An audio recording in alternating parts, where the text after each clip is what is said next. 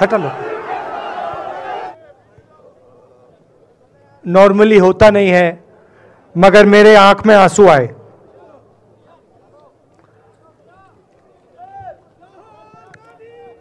तो मैं ये सोच रहा था जब यहां आ रहा था, पैदल चल रहा था, और मुझे सिक्योरिटी वालों ने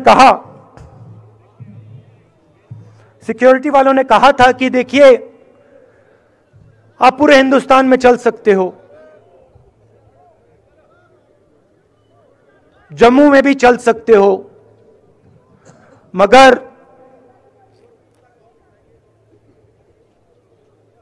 आखिरी जो 4 दिन हैं कश्मीर में, आपको गाड़ी से जाना चाहिए।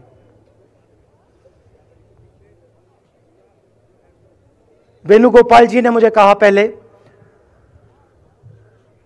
और जो ऑर्गेनाइज कर रहे थे उन्होंने कहा। 3-4 दिन पहले एडमिनिस्ट्रेशन ने कहा कि देखिए, शायद डराने के लिए, कि देखिए अगर आप पैदल चलेंगे तो आपके ऊपर ग्रेनेड फेंका जाएगा। तो मैंने सोचा, नहीं सुनिए, मैंने सोचा कि ऐसे करते हैं, मैं अपने घर वापस जा रहा हूं, 4 दिन पैदल चलूंगा, अपने घर के जो लोग हैं उनके बीच में चलूंगा। और मैंने सोचा कि जो मुझसे नफरत करते हैं उनको क्यों ना मैं एक मौका दूं कि मेरी सफेद शर्ट का रंग बदल दें, लाल कर दें।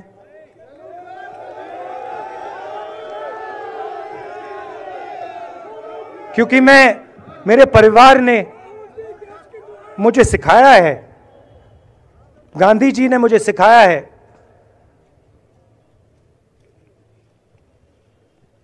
कि अगर जीना है तो डरे बिना जीना है, नहीं तो जीना नहीं है। तो मैंने मौका दिया, मैंने कहा मैं 4 दिन चलूंगा, बदल दो टी शर्ट का रंग, लाल कर दो, देखी जाएगी। मगर जो मैंने सोचा था वही हुआ। जम्मू कश्मीर के लोगों ने मुझे हैंड ग्रेनेड नहीं दिया, अपने दिल खोलकर प्यार दिया, गले लगे।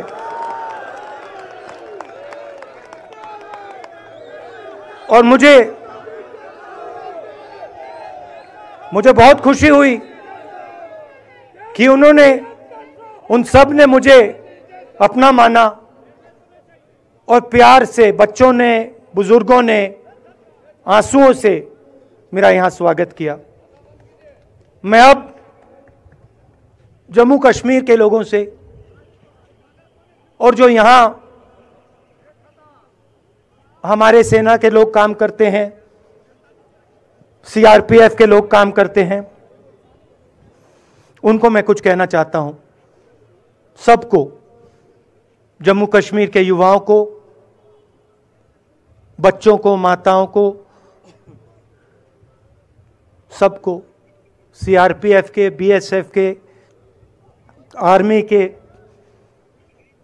जवानों को, उनके परिवारों को, उनके बच्चों को मैं कहना चाहता हूं, देखिए, मैं हिंसा को समझता हूं, मैंने हिंसा सही है, देखी है। जो हिंसा नहीं सहता है, जिसने हिंसा नहीं देखी है, उसे यह बात समझ नहीं आएगी। जैसे मोदी जी हैं, अमित शाह जी हैं, आरएसएस के लोग हैं, उन्होंने हिंसा नहीं देखी है।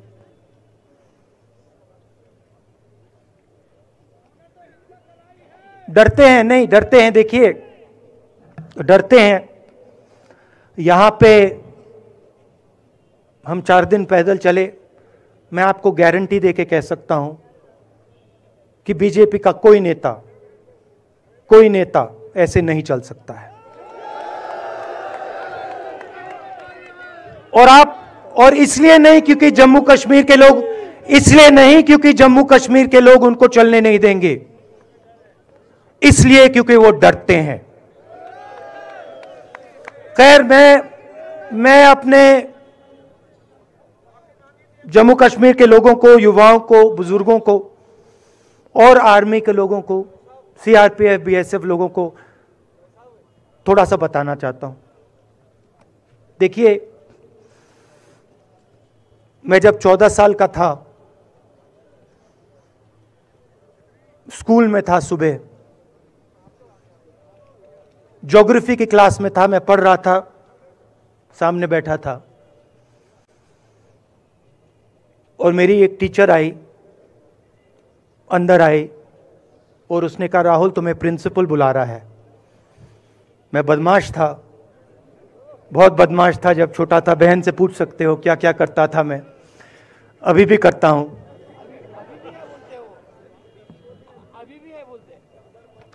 मैंने सोचा प्रिंसिपल बुला रहा है, मैंने कुछ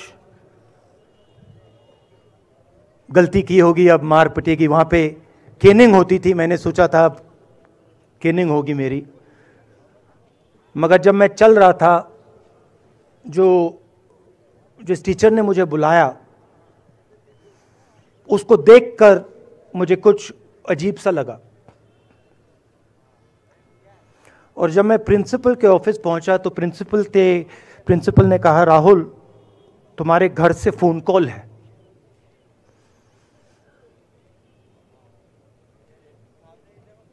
और जब मैंने उसके शब्द सुने, मुझे पता लग गया कुछ गलत हो गया है। मेरे पैर कांपे और मैंने जैसे फोन अपने कान पे लगाया तो मेरे मां के साथ एक औरत काम करती है, वो चिल्ला रही थी, राहुल दादी को गोली मार दी, दादी को गोली मार दी, दादी को गोली मार दी। 14 साल का था।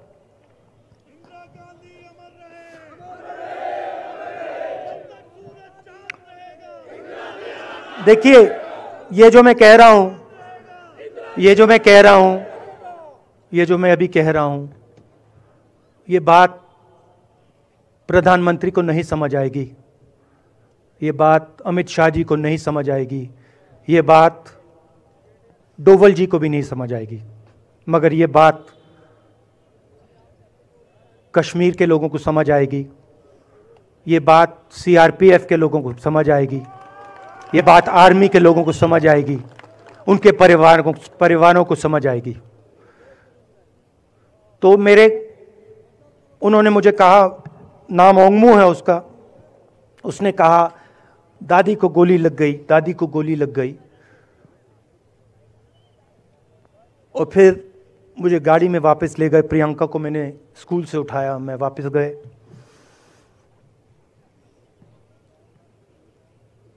और फिर मैंने वो जगह देखी जहां मेरी दादी का खून था।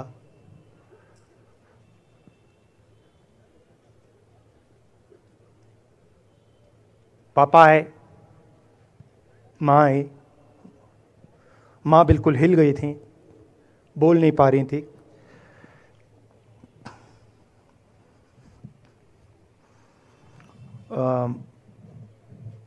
हाँ,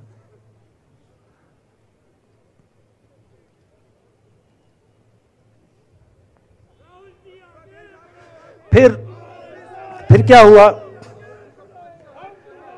तो जो हम लोग हैं जिन्होंने हिंसा देखी है,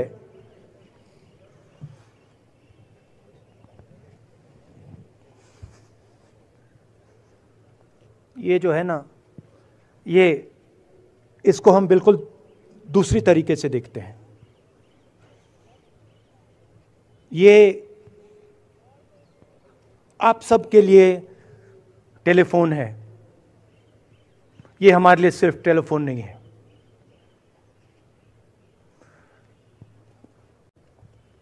उसके बाद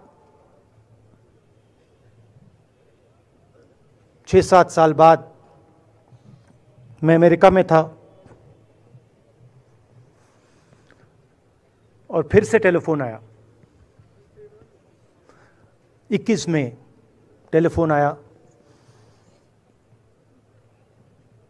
जैसे बहुत सारे, जैसे जो पुलवामा में हमारे सैनिक मरे थे, उनके घर टेलीफोन आया होगा। हजारों कश्मीरी लोगों के घर टेलीफोन आया होगा। सेना के परिवारों को टेलीफोन आया होगा। वैसा ही टेलीफोन आया। पिता के एक दोस्त थे, उन्होंने मुझे फ़ोन किया और कहा, राहुल बुरी खबर है। मैंने उनसे कहा, मैं जानता हूँ, पापा मर गए। कहते हैं हाँ। मैंने कहा धन्यवाद, फ़ोन रख दिया। तो मेरा कहना है जो हिंसा करवाता है, जैसे मोदी जी हैं, अमित शाह जी हैं, अजीत डोवल जी हैं, आरएसएस के लोग हैं, वो इस बात को समझ नहीं सकते हैं, वो दर्द को समझ नहीं सकते हैं। हम समझ सकते हैं। पुलवामा के जो सैनिक थे, उनके बच्चों के दिल में क्या हुआ मैं जानता हूं।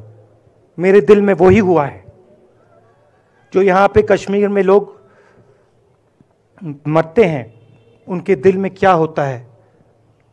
जो फोन कॉल आता है क्या लगता है, वो मैं समझता हूं, मेरी बहन समझती है।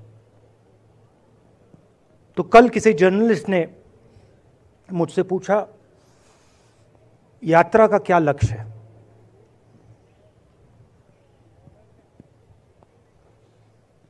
कहा कि यात्रा क्या अचीव करना चाहती है, जम्मू कश्मीर में क्या अचीव करना चाहती है। मेरे उस समय दिमाग में आया, मगर मैंने कहा नहीं बोलता हूं, कल भाषण में बोलूंगा। यात्रा का लक्ष्य है कि ये जो फोन कॉल हैं, चाहे ये आर्मी के हों, चाहे सीआरपीएफ के हों, चाहे ये कश्मीर के लोगों के हो, ये फोन कॉल बंद हो जाए।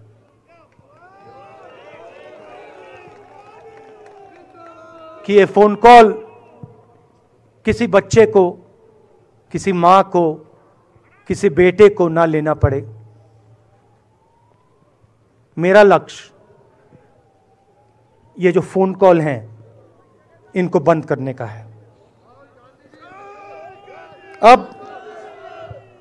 अब देखिए, बीजेपी आरएसएस के लोग आक्रमण किस चीज पे कर रहे हैं। मुझे गाली देते हैं, मैं उनका धन्यवाद करता हूं, क्योंकि मैंने आपको शून्यता की बात की, शिव की बात की, उसको मैं समझता हूं। और मैं दिल से उनका धन्यवाद करता हूं कि जितना भी वो मेरे ऊपर प्रेशर डालें, जितनी भी गाली लगाएं, जो भी वो करें, उससे मैं सिर्फ सीखता हूं। तो मैं एक प्रकार से उनका धन्यवाद करता हूं।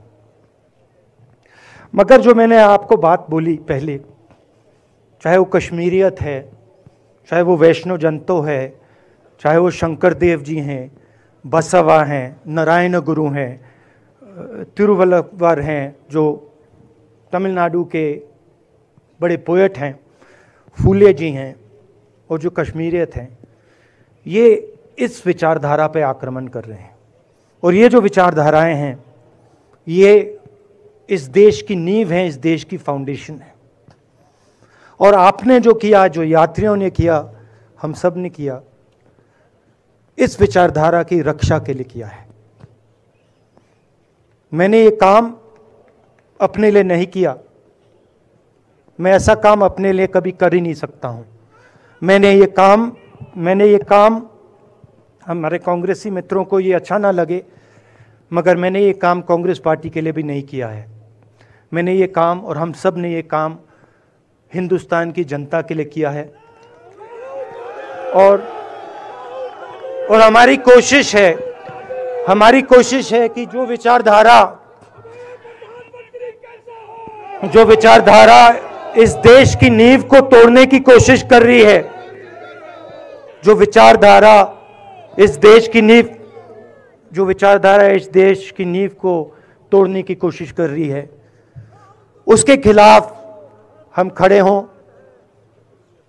मिलकर खड़े हों, नफरत से नहीं, क्योंकि वो हमारा तरीका नहीं है, मोहब्बत से खड़े हों। मैं जानता हूं कि अगर हम मोहब्बत से खड़े होंगे, प्यार से बात रखेंगे, तो हमें सफलता मिलेगी। और उनकी जो विचारधारा है, उसको हम सिर्फ हराएंगे नहीं, मगर उस विचारधारा को हम उनके दिलों से निकाल देंगे। हम देश को याद दिलाएं कि हिंदुस्तान मोहब्बत का देश है, इज्जत का देश है, भाईचारे का देश। तो हमने जो कहा था, छोटा सा कदम लिया है, बड़ा कदम नहीं है। नफरत के बाजार में मोहब्बत की दुकान खोलने की कोशिश की।